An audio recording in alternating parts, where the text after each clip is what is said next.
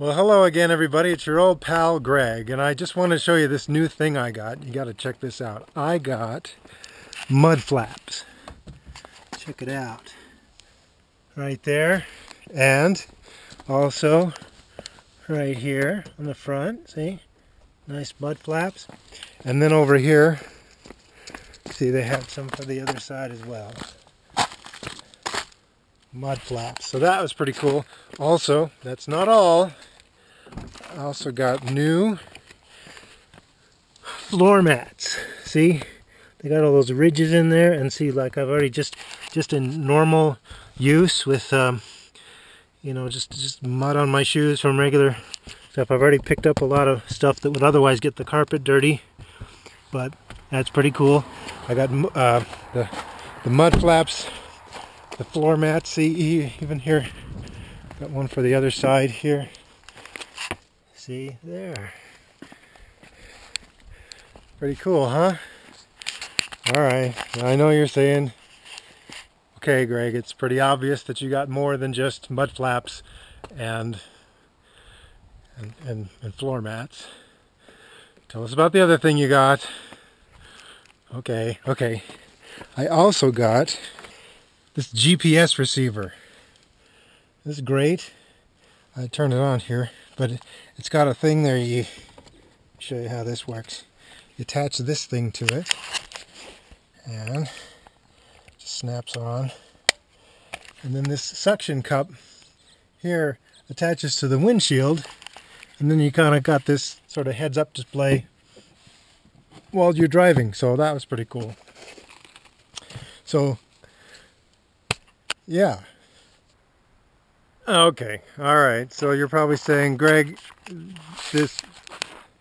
how dare you show off a brand new Toyota Corolla in the presence of the old Corolla? That seems really cruel. Well, okay, let me show you what's wrong with the old Corolla. Okay.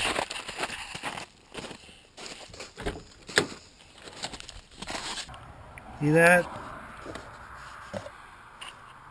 404,295 miles. 19 and a half years. I think this Corolla proved itself.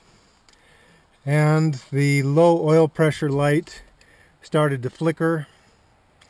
It would flicker a little bit over the years, just kind of on a hot day, and kind of, could ignore it because most of the time it wasn't on. Just when you're at idle, maybe it would. But lately it's been very persistent when I'm at idle. And a couple of weeks ago, I was driving around a little bit, and that low oil pressure light decided it wanted to stay on a lot, even when it wasn't just at idle speed. And so, to fix the oil pump, if that is indeed what's wrong with it,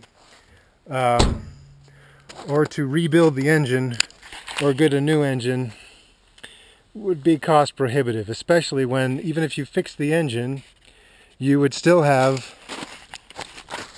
significant rust problems. So I'm going to retire the old Corolla. I'm sad about it. Not sure what to do with it exactly. Just haul it off to a junkyard and have them give me, $50 for it, or I don't know. But I got to decide soon because it's time to renew insurance. And but anyway, it's been a great car. I'll shoot some more pictures or video before we say goodbye to it completely, but I just don't think it's cost effective to keep it going anymore, as good as it has been.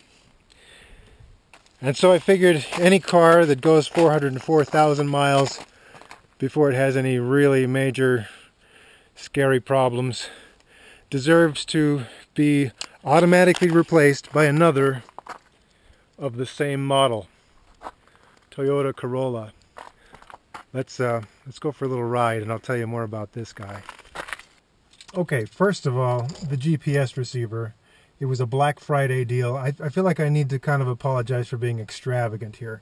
It was a Black Friday deal, which we didn't even go shopping on Black Friday. It was like a few days later. We happened to be out and stopped, and they still had some on a great deal.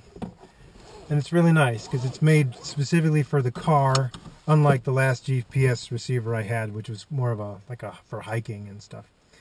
But all right, let's just take a spin around the block, and I'll tell you about Corolla 2. The thing about Corolla 2 was it was just when I finally decided, you know, I'd have to get a different car. Of course, I wanted to look at a Corolla again, because the other one was so good to me for so long. And so I was looking around, and they didn't have very many in stock. They were doing a closeout on the 2011 model, and they had a 0% financing offer. Yeah. However, they didn't have a lot to choose from. And I was going to settle for this one that I saw, but it was a little more expensive because it had different options that were not important to me. But anyway, then my mother said, I had a cousin who was a car salesman down in Salt Lake City, and he said, why don't you call this Toyota dealership down next to where he was? And we did, and they tracked this car down. It was the last one in the whole region that had the same, you know, it was the 0% financing offer, and it was just kind of a very basic model, which is what I wanted. I didn't have the sporty spoiler on the back or fancy wheels or anything like that. It was just a nice, you know, basic, good Corolla.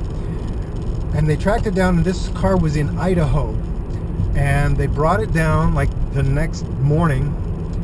And I went down, and I was going to just sign the paperwork and you know, kind of get the ball rolling on there. I didn't think the car would be delivered that quickly. And so so I came home, you know, parked the car at home, took the train back to Salt Lake City, got in this car, and now here it is. So this was just this week. I got it on the 31st of January, which is the last day they were offering their 0% financing deal, which for the course of the loan saves like, I don't know, $1,200 or more. So okay. And I wanted a car with a 5-speed manual transmission, because I like that in smaller cars, but they're actually very hard to find in the Corollas these days. They have the 5-speed option, but only on their base model, and then their super sporty model, which costs, you know, a couple $1,000s extra for stuff I don't want. So I decided I could live with an automatic transmission, and the car has some pretty good little pickup and get up and go, and so I'm not driving like a stunt driver like I used to when I was younger anyway. So here it is. It's got a lot more power accessories than what I thought I needed. I still don't really need, you know, power windows, but hey, power windows. See, my other car didn't have power windows, and that was fine. The power door locks. I got the power mirrors, you know, the outside mirrors, and they're heated, so if it frosts up, they're heated.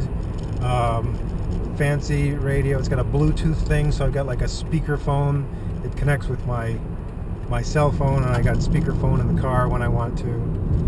And cruise control. I do all this driving all the time. I drive a lot, and I've never had cruise control in my own car, but I like it. So that's it. What else do you want to know about Corolla 2? Rides well, quiet inside.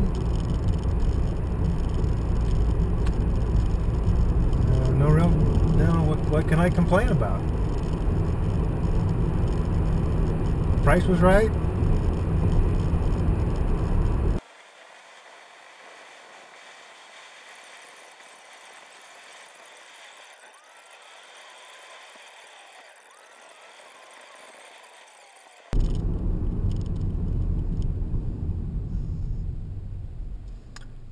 Okay, let's go home. Go back into the garage. If I look a little disturbed, it's because I was listening to a very disturbing news story just now, so I won't go into that. It was just really disturbing. So, automatic garage door opener. And I'm going to park in the garage just because I'm leaving in the morning and things to do. Alright. I'll send some more videos and we'll have a little bit of fun with this together.